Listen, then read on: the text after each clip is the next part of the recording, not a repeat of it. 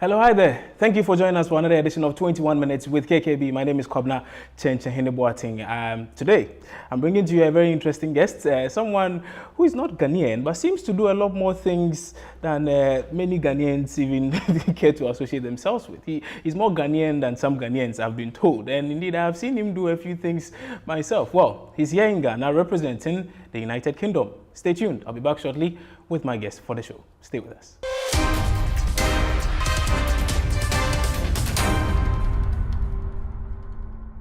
Iaian Walker is the UK High Commissioner to Ghana. Today, he happens to be my guest on 21 Minutes with KKB. Mr. Walker, good to have you on the show. Thank you. You're looking good. You're looking well yourself. I like to wear these African prints. I see you have a lot more than even I do. I saw you wearing a few recently.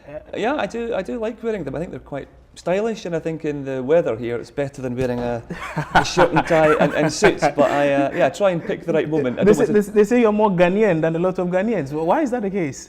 Well, I don't know. I certainly enjoy being in Ghana. It's been we've now been here about 9 months, and everyone's made us feel very, very welcome. So I think there's a lot to do, and I'm very proud to be the British High Commissioner. But I'm really keen to work with Ghanaians. I've had Ghanaian friends since I was a child in the UK. Okay. I don't know Ghana anything like as well as Ghanaians do, but I'm here to learn and here to work with Ghanaians to help shape the future that we want to see. So this is actually the first time in Ghana?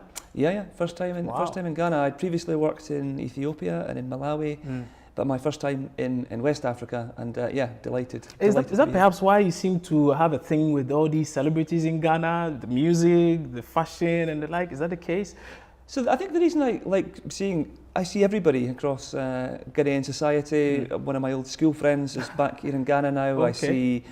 I see him. We have people that we work with in business, in politics, obviously. I think some of the people we meet here are really fascinating and interesting, and it's not just about hanging out with celebrities. I think it's two things. One is many of them are doing lots of great things, and a lot of them have a very strong social conscience, so they're interesting people. But secondly, we want to work with them, and not simply to be kind of in the public eye, but to try and affect some change. I saw you try out Kofi Brookman the other time. How was it? Kofi Brookman, it was good. I was all right. I quite enjoyed it. It was a pleasant surprise. Who got it? Abigail? Abigail. Oh, as usual. Anyway, right. Okay. So again, as we start this, the whole nation is coming to terms with what we saw last Wednesday. That happens to do with this premiere of a documentary that exposes a lot of rot in Ghana. The Anas expose. You were there. I saw you on TV, right? Yes, I went to see it. Yeah. What are your initial thoughts on it? I thought it was a very challenging programme to watch. I thought it highlighted for me the importance of a free press. I think in many countries, if such a documentary was to be made, it would never be allowed to be aired. So I think, first of all, credit to Ghana, to the way Ghana works, to its openness, that kind of documentary can be made and can be shared. So I think that is a real positive. I think it did beg a lot of questions, and I hope and expect, based on what we've heard from the President and others, that this now needs to be followed up with thorough investigations. I don't think you can have trial by media. I think it should be investigated thoroughly, but there was certainly enough prima facie evidence, or enough evidence on the face of it that merits deep and thorough thinking, and I hope that's what happens next. Okay, some of the things I've heard is that, well, particularly for foreign nationals in the country, the focus is to just highlight on the various negative things about Ghana. Yeah, there's corruption in Ghana football, but it's not only Ghana. Is that the case? So look, I certainly don't think everything's wrong with Ghana. As I said at the start, it's a privilege, it's an honour to be here. There's lots and lots of fantastic things happening in Ghana, and I've met countless brilliant, interesting people. But we needn't be binary, either it's all good or it's all bad. I think in every society there are things that we want to be doing better. And I think corruption is a challenge that I know Ghana's been wrestling with for some time. The President set up the Office of the Special Prosecutor to try and deal with some of this. But I think this is a further example where it needs to be taken seriously and it needs to be gripped. And I think if it isn't gripped, that's when I think Ghana will have problems, not because I say it has problems or because the UK will think it has problems, but because Ghana itself and its people know that when you have corruption, the people that lose out are the people of Ghana themselves. So I think there's enough there, I think, that merits serious investigation. But do you think we are doing enough as far as the fight against corruption here in Ghana is concerned? The Office of the Special Prosecutor, we are told, has been created, yes, but last I checked, the person occupying that very office was yet to get an office. So look, I think, I guess the initial thought for me is that you can never do enough against corruption. The one thing I always think about with corruption is it's like a seed, that if you plant it and bury it, the roots will spread and it will become wider.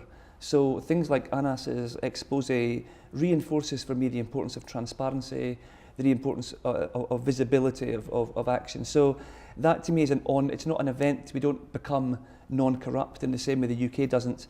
It's a constant process, and we've got to keep on fighting and pressing to make sure that transparency exists across all the kind of areas that I think were highlighted and more. Because, as I said, it's a pretty simple thing. When there's corruption, we too often, in my mind, focus on those that benefit and say that's not fair, they're benefiting. Actually, that's the tip of the iceberg. Underneath that are people who are losing out, and it's people of Ghana who lose out when that happens. So as I say, this isn't for me about a British High Commissioner saying something, it's about saying the people of Ghana, I watched it in the theatre, the place was electric. People were, I think, enraged by it. So what follows next is absolutely essential. Okay, one of the things people have said, a lot of people have said, is that it's because we have just greedy men in the system. Oftentimes they say women have the tendency to be particular about certain things. They may not, perhaps if we had a lot more women in politics in Ghana, this corruption situation would not be as vast as we see it currently. Is that something you share? Well, I think there's 2 points you raise there. The first question of why corruption, again, I'm a relatively simple chap. I think corruption exists when there's no consequence. If people are at a base level rational, I don't believe anyone is more corrupt than anyone else. I don't believe people are actually evil or always necessarily trying to do the wrong thing. I think that people act on the whole rationally. So if you can kind of take some kind of chop on the side and people don't notice and there's no consequence, then rationally you carry on. But I think when those things are exposed and there is consequence, people understand that they make a choice, and they make a choice to act against the law, act against norms, and they should face the consequences for that. And I think, if you look in the UK, I think we've introduced things like the Bribery Act, you see in the US the Foreign Corruption Act. These are specific acts of Parliament where if people are seen to be looking to benefit themselves at the expense of others, then that has a consequence, and people now make choices, wide-eyed, open-eyed, about making sure when they invest in countries, when they invest in companies, they do so aware that they want to do it in a transparent way, in a way that would be defensible if they were sitting in front of you today. With the recently held Commonwealth Heads of Government meeting, I do know that some of these issues did come up, particularly in reference to women in politics. Let's take a look at Ghana and our efforts at getting a lot more women participate in the entire governance process. Do you think we've done enough so far? Are we on the right track at all? So Ghana, it seems to me, is a very tolerant society, very open society. It has a lot of the laws kind of, I think, encapsulate the desire for inclusivity. I think through the president, he's the chair of the African Union's gender and equality ambitions. I think he personally embodies some of that aspiration. I think, like many countries, the UK included, I can give examples about the UK, but there are a number of things that need to be done. I think the reason he takes this seriously and the reason Ghana should take it seriously is because there is a lot to do. So with just over half of the Ghanaian population being female, you look at then representation of women on, in Parliament, where it's less than 30%. You look at representation of women on institutions, it's much lower than that. So actually, there are things to do if we really believe in equality of women, and I think that's true across the board. And I give, by way of, equivalence, in the UK, we've looked at things around the gender pay gap, and we've seen that whilst we think people believe they're acting fairly, actually there's a gap between what women are paid and men are paid systemically. So we believe that by exposing that, by making that transparent, people can then address some of those biases in the system. So, which is why I say this isn't me kind of, dictating to Ghana. I think this is a challenge across the world. I think it is a challenge in Ghana, and why I'm certainly so pleased that the president is putting real investment into this. And I think it needs to be a deeper and wider conversation that really says empowering of women isn't just a job for women, it's a job for men and women, because it strengthens democracy. Why would you keep half of your population More than somehow half, held back? Yeah, I mean, so I think there's a lot to do here.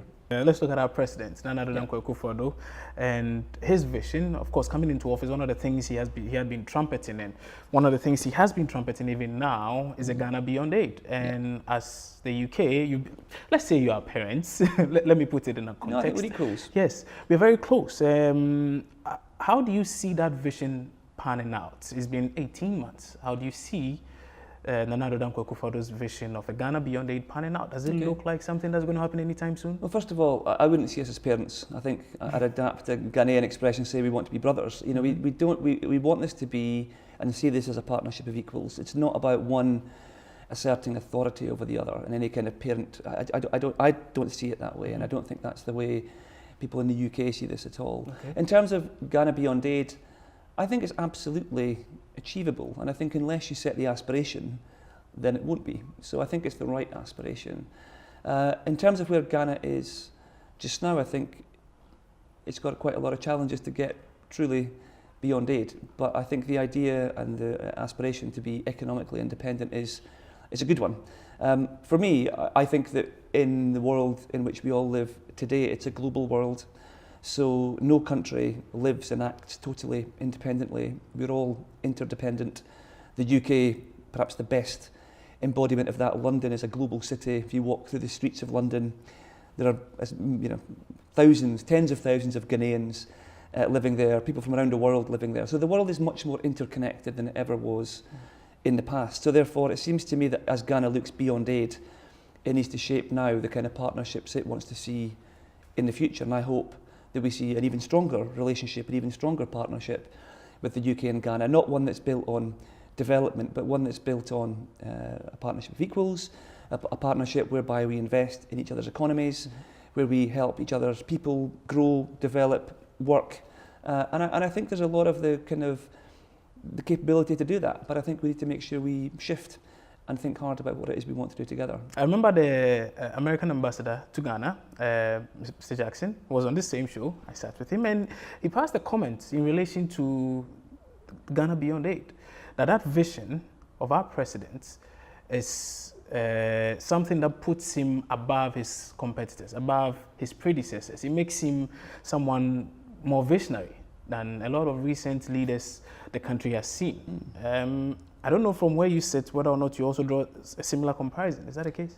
So I think that it's been well received in terms of the vision, Ghana Beyond Aid. It's been an excellent line. It's been an excellent kind of encapsulation of, in 3 words, what the president wishes to achieve as president of this country. I think that the test for us all now is execution, is making that is implementing that, making that happen.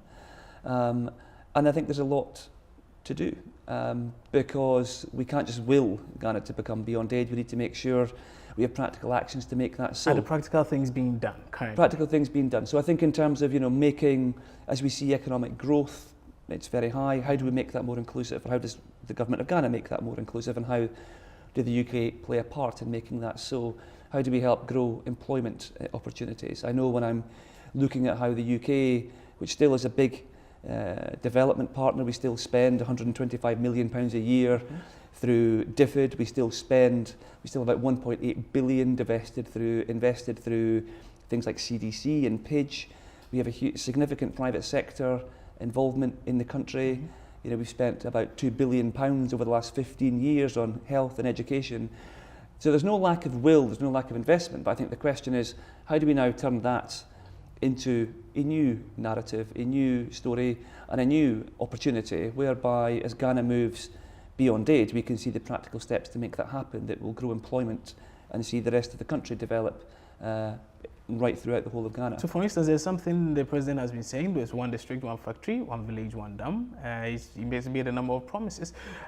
Much as people think this is something in the right direction, we are yet to see them materialize. It's been 18 months. You promised a district in every factory in Ghana, hoping that these districts will provide jobs for the teeming unemployed youth in the country. But already 18 months, we are not seeing anything.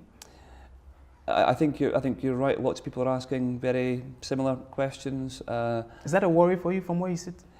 Is there a worry? Look, I think that the nature of the electoral cycle here in Ghana, once every 4 years, means that we will need to start seeing progress in a lot of those areas soon. I think there have been areas of progress. I think you're starting to see work on things like the national ID system, or things like the paperless ports.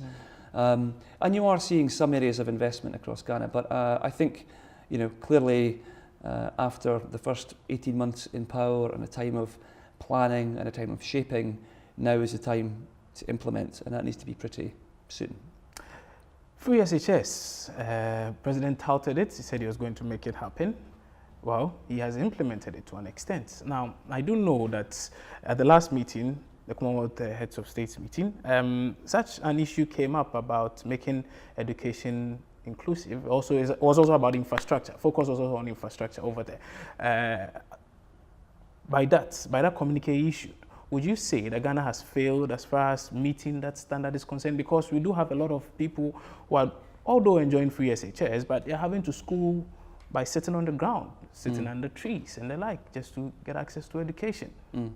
So, I think I applaud the free SHS initiative. I think there's 90,000 extra students have managed now to be, or will now be, within the scope of a 14-year period of education. And my view is that in the world economy now, education is more important than ever. In the future, it's going to be a battle, and sensibly, of where is the kind of the greatest talent, and the best way we can exploit talent is by investing in education. So I think that's a good initiative, and one that in the Commonwealth Summit we actually were aimed slightly lower than that. We aimed at 12 years across the whole Commonwealth. So I think 14 years is a good thing. I think the points you raised, though, are right, which is that's not the end of the road by any means. What now needs to happen is to make sure that within those 14 years that education is to a good standard, and there's lots, I know, reform of the education system going on just now, but the quality of education is to rise. The environments within which students are taught within schools needs to continue to improve. I think, as you say, teaching underneath trees is not really the kind of best environment. And in a world where so much more of our content is online, so much is driven by technology, I think investment in infrastructure, whether that is around the access to the web, access to computers and such like, I think that's key. So this is far from the end of the story, and I think it's why I think when we talk about Ghana Beyond Aid, it's now about the implementation of that and the path to make that happen. And it's something we're very keen to lean into, and we will seek to do more.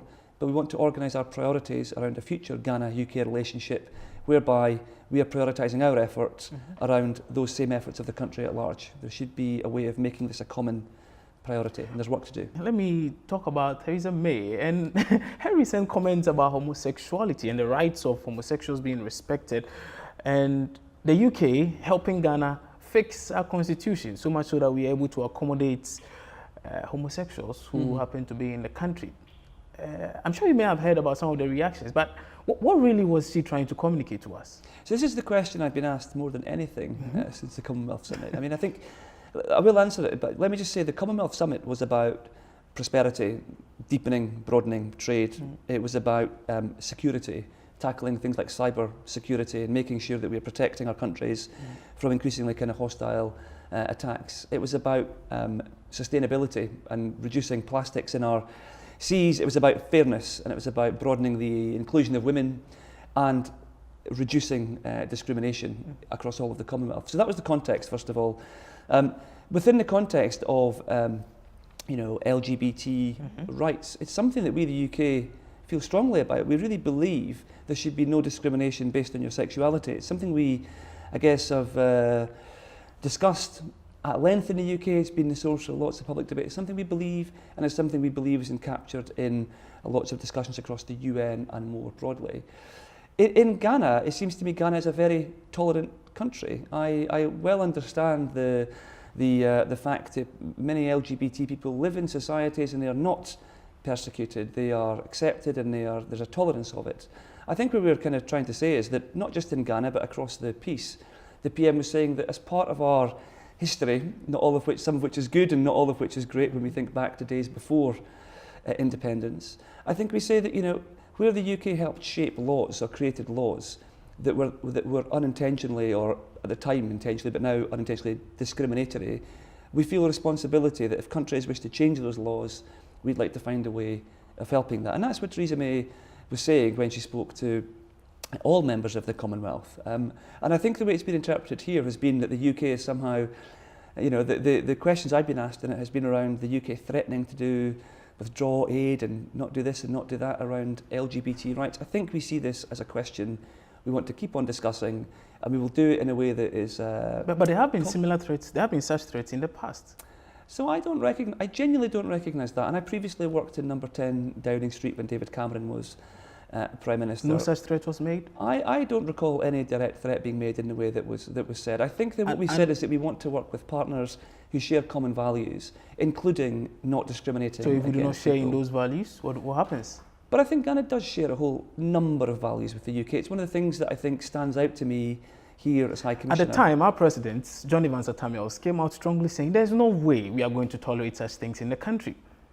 Sure, and look, as I said to you, we are a country that works with Ghana. We don't dictate terms to Ghana. That's not how we have ever been and not how we will ever be. So I think what we're saying is that we should, as friends, as partners, we should be able to discuss things over which we don't always agree. That is the basis of friendships. I don't agree with everything my friends say, but I do expect people to discuss it with them. And I think the thing that I take from much of the feedback is we need to be sensitive as to how that discussion is held. But I don't think we will resile from it. I think we have our views, we understand, we understand Ghana's, and I hope that's something that But do you think there's a problem with our constitution that we need to fix as far as accommodating everybody's rights and privileges are concerned? So my belief is that we shouldn't discriminate against anyone because of their sexual orientation, because of their gender, because of any of those things, because of race. It's a pretty simple view, and I think that we should we legalize homosexuality in Ghana? Look, I think laws in Ghana are for the people of Ghana to decide. You ask me what I think. I don't think that anything that kind of disadvantages one group over another is a desirable thing, but I absolutely respect the fact it's for Ghana to decide that. The president says, well, perhaps if there's enough pressure and with time, the status quo may change. Is that something you also see happening? Again, look, I think that laws develop because of what the people believe. That's why we believe so firmly, so strongly in democracy and the power of institutions. And I think that, you know, this is an issue that has public opinion has moved in the UK over many years, and it isn't a 100% view. Or, you know, there are dissenting views in the UK over this. Oh, still in the UK. But I think that, you know, I don't want to make the central thing that we talk about here being homosexuality. I say what I believe, but I believe there's a number of other things across the UK and Ghana that we need to equally be addressing, and homosexuality is one of them. It's not the only thing. Let me chip this in. You know, one of the things I heard someone say on radio was that, well, those in the UK are saying, yes, we need to legalize homosexuality in Ghana. Have they thought about legalizing polygamy? I've heard the same argument. Like, I think the thing, I don't want to repeat myself, but in essence, I think that this is the issue that's come up more than anything else. Yeah. If you were to ask me, I think it is an important issue, and it's one that we have strong views on. But let's not pretend it's the only thing that we care about. The big priority, it seems to me, that sits across all of this is that Ghana wants to move beyond aid. Yeah. It wants to grow its economy, it wants to grow the development of its people. That should include all of its people. It should include women, it should include people of all creeds and colours and orientations. But look, it's not for me to dictate to the country. What I'm saying is that I want to make sure we work together on that, including bringing in major investment, including bringing in the right kind of people to come and work within Ghana. So this is not an issue that is defined in one dimension. It's one that we want to kind of be able to carry on a conversation in the round and work together on. Mr. Walker, thank you. Thank you very much for squeezing time off your very busy, extremely busy schedule. I know I had to struggle with Abigail for this, but thank you very much for this interview. I'm sure Ghanaians are keen on seeing you, perhaps, take part in maybe a Hogbechocho festival or visiting their Santihini and taking part in any of our local traditional festivals anytime. So I hope that will happen. Well, I've been up to the Equestridae.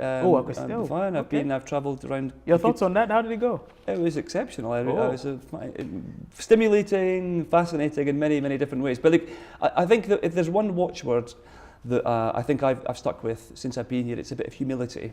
It's that if Ghana wants to grow and if UK wants to grow, no individual person has all of the answers, and I certainly don't think that for myself. So the reason I'm keen to reach out to as many people, get to know as many people as we can, is that when we have common interests and we work together, we can make a difference. And that includes understanding each other's cultures and getting out and about and seeing some of the traditional ways in Ghana, which are, as I said, stimulating and part of the rich heritage of this great country.